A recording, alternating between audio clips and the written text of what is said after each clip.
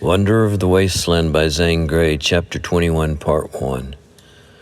Sunset of that momentous and tragic day found Adam in Dismuke's camp beyond the mouth of a wide pass that bisected the funeral range. It was a dry camp, but water from a pure spring some miles down had been packed out. Greasewood grew abundantly on the wide flat, and there were bunches of dry gray sage. Adam felt well nigh exhausted, and he would have been gloomy and silent but for his comrade. Dismukes might never have been harnessed to the beam of an arastra and driven like a mule, and his awful treadmill toil in the terrible heat under the lacerating lash was as if it had never been.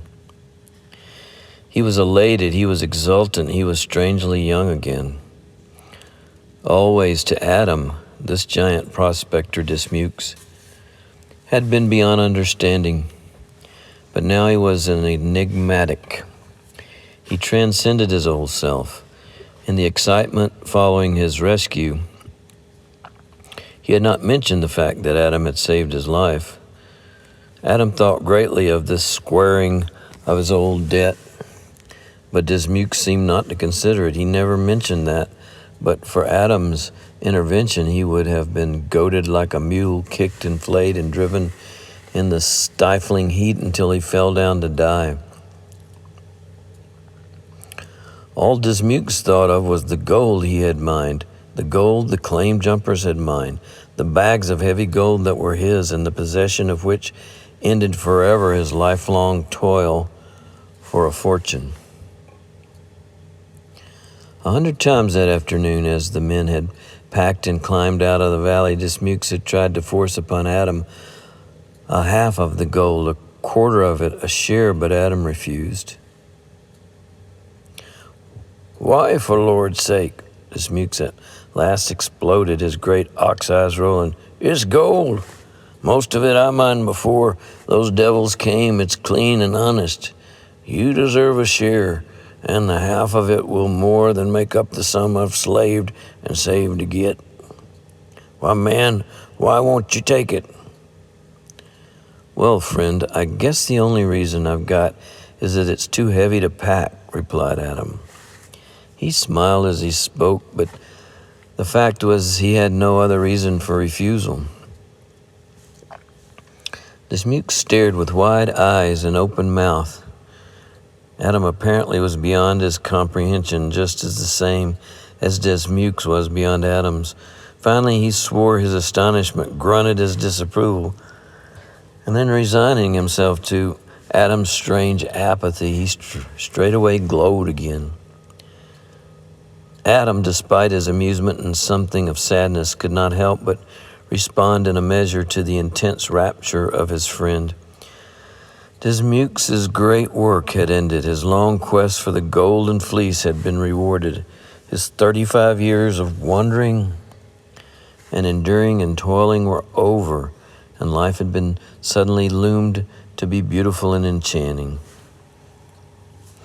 The dream of boyhood had come true. The fortune had been made. And now to look forward to ease, rest, travel, joy, all that he had slaved for. Marvelous past, magnificent prospect of future.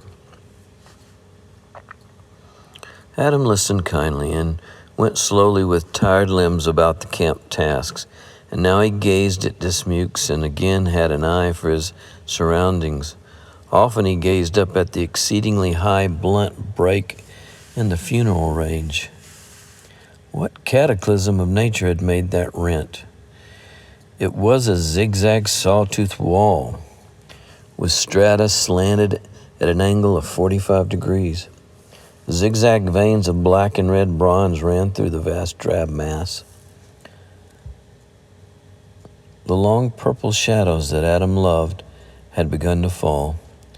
Several huge bats with white heads darted in irregular flight over the camp. Adam's hands and his jaw, too, were swollen and painful as a result of the fight, and he served himself and ate with difficulty. And as for speech, he He had little chance for that, as Mewks's words flowed like a desert flood. The man was bewitched. He would consume moments in eloquent description of what he was going to do, then suddenly switch to an irrelevant subject. "Once, years ago, I was lost on the desert," he said reminiscently. "First and only time I ever got lost for sure. Got out of grub, began to starve, was going to kill and eat my burro when he up and run off. Finally got out of water. That's the last straw, you know. I walked all day and all night and all day only to find myself more lost than ever. I thought I'd been traveling toward the west, where someplace I'd heard of watering a ranch. Then I made sure I'd gone the wrong way, staggering and falling and crawling till near daylight. At last I gave up and stretched out to die. Me, I gave up. I was glad to die. I can remember the look of the pale stars and the gray morning light, the awful silence and loneliness. Yes, I wanted to die quick, and all at once I heard a rooster crow. Well, you'd laid down to die near a ranch. That was funny," declared Adam. "Life did play queer pranks on men."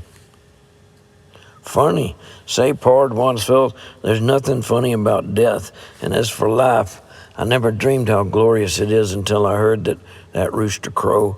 I'll buy a farm of green and grassy and shady land somewhere in the east, land with running water everywhere, and I'll raise 1,000 roosters just to hear 'em crow." "I thought you meant to travel," said Adam. "Sure, but I'll settle down sometime, I suppose," replied Dismukes reflectively. "Friend, will you marry?" inquired Adam gravely. How intensely interesting was this man about to go out into the world. "Marry what?" ejaculated the prospector. "A woman, of course." "My God," rolled out Dismukes. The thought had startled him. His great ox eyes reflected changes of amazing thought, shadows of old emotions, long submerged. "That's something I never did think of. Me marry a woman? No woman would ever have me." "Dismukes, you're not so old, and you'll be rich. When you wear off the desert roughness, you can find a wife. The world is full of good women who need husbands." "Wansfeld, you ain't serious?" queried Dismukes, puzzled and stirred. He ran a broad hand through his shock of grizzled hair. His eyes were beautiful then. "I never had a wife or sweetheart.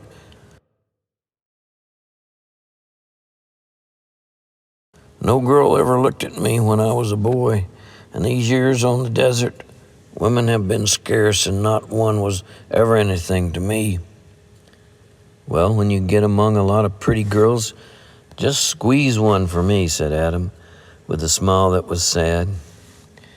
Plain it was how Adam's attempt at pleasantry, despite its undercurrent, had opened up a vista of bewildering and entrancing prospects for Dismukes. This prospector had grown grizzled on the desert. His long years had been of loneliness, and now the forgotten dreams and desires of youth thronged thick and sweet in his imagination. Adam left him to that engrossing fancy, hoping it would keep him content and silent for a while. A golden flare brightened over the Panamint Range, silhouetting the long tapering lines of the peaks. Far down to the west, when the sun had set, floated gray and silver-edged clouds, and under them a whirl of rosy, dusky, ruddy haze. All the slopes below were beginning to be enshrouded in purple, and even while Adam watched, they grew cold and dark. The heat veils were still rising, but they were from the ridges of dark brown and pale gray earth far this side of the mountains. Death Valley was hidden, and for that Adam was glad. The winds had ceased, the clouds of dust had long settled. It was a bold and desolate scene of wide scope and tremendous dimensions of big country. The afterglow of sunset transformed the clouds. Then the golden flare faded fast and the clouds paled. The purple gloom deepened. Vast black ridges of mountains stood out like ragged islands in a desolate sea. "Wansfeld," spoke up Dismukes, "you need your hair cut." "Maybe, but I'm glad it was long today when I got hit with the shovel." "You sure did come near getting it cut then," replied Dismukes with a hard laugh.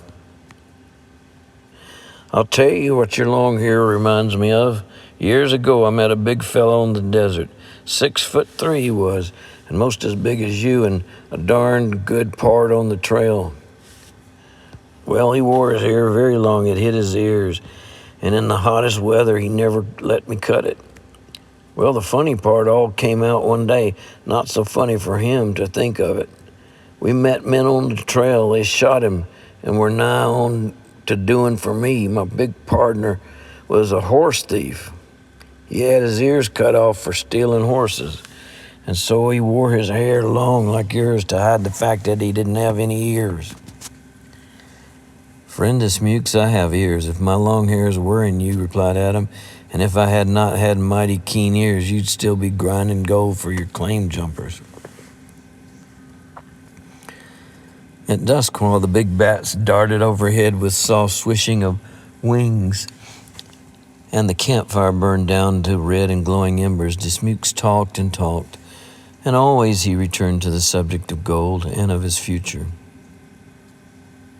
"Pard, I wish you were going with me," he said, and the slow sweeping gesture of the great horny hand had something of sublimity.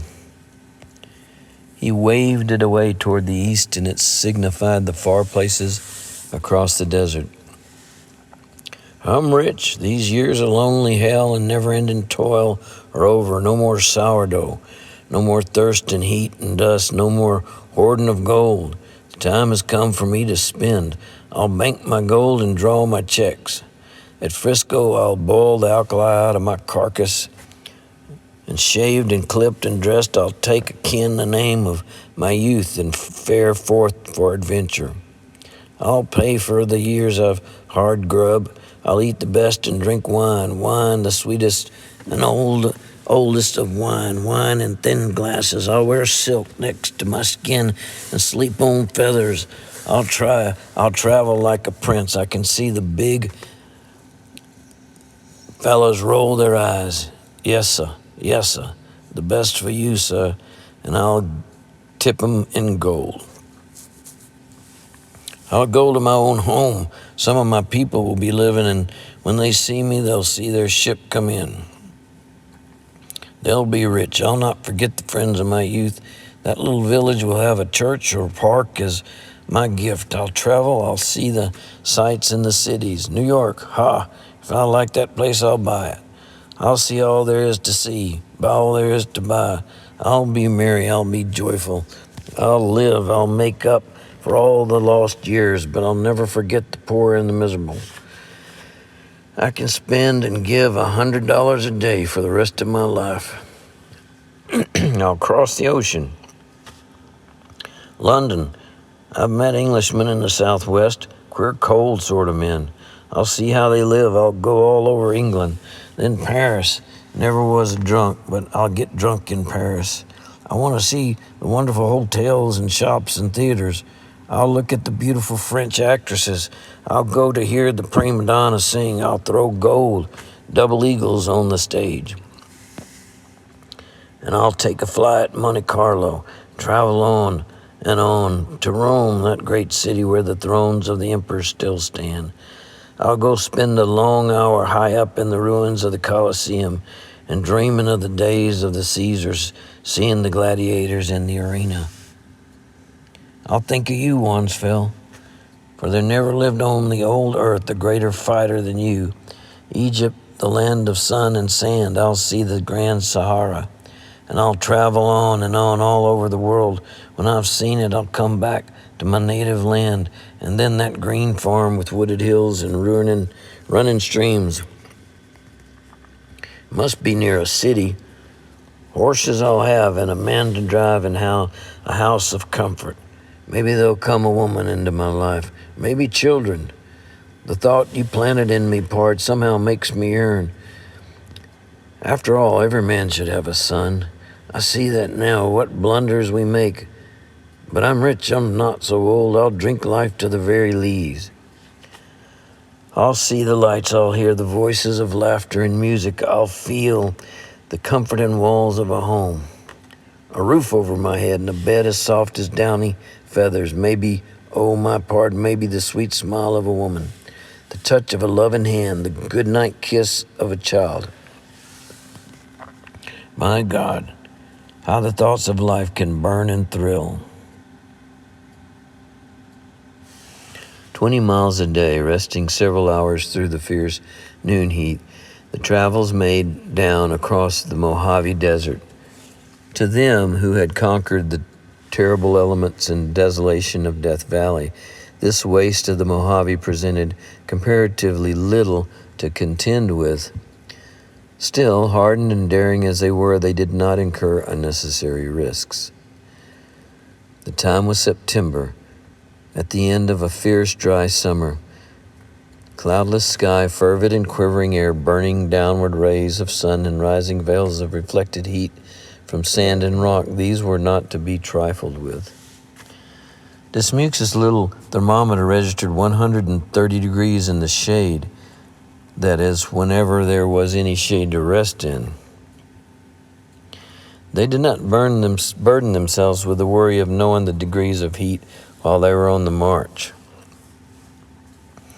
Water holes well known to Dismukes, though out of the beaten track, were found to be dry, and so the travelers had to go out of a direct line to replenish their supply. Under that burning sun, even Dismukes and Adam suffered terribly after several hours without water. A very fine, penetrating alkali dust irritated the throat and nostrils and augmented the pain of thirst. Once they went a whole day without water, and at sundown reached a well kept by a man who made a living by selling water to prospectors and freighters and drivers of borax wagons. His prices were exorbitant. On this occasion, surlily surveying the parched travels and the thirsty burrows, he said his well was almost dry, and he would not sell any water. Dismukes told Adam that the well owner bore him a grudge. They expostulated and pleaded with him to no avail. Adam went to the well, and lifting a trapdoor, he peered down to see quite a good supply of water. Then he returned to the little shack where the bushy-whiskered old hoarder of precious water sat on a box with a rifle crossed his knees. Adam always appeared mild and serene, except when he was angry, at which time a man would have had to be blind not to see his mood. The well owner probably expected Adam to plead again, but he reckoned falsely. Adam jerked the rifle from him, and with a single movement of his hands, he broke off the stock. Then he laid those big, hard hands on the man, who seemed to shrink under them. "Friend, you've plenty of water. It's a live well. You can spare enough to save us. We'll double your pay. Come." Adam loosened his right hand and doubled up the enormous mallet-like fist and swung it back. The well owner suddenly changed his front and became animated, and the travelers got all the water they needed, but they did not annoy him further by pitching camp near his place. End of chapter 21, part 1.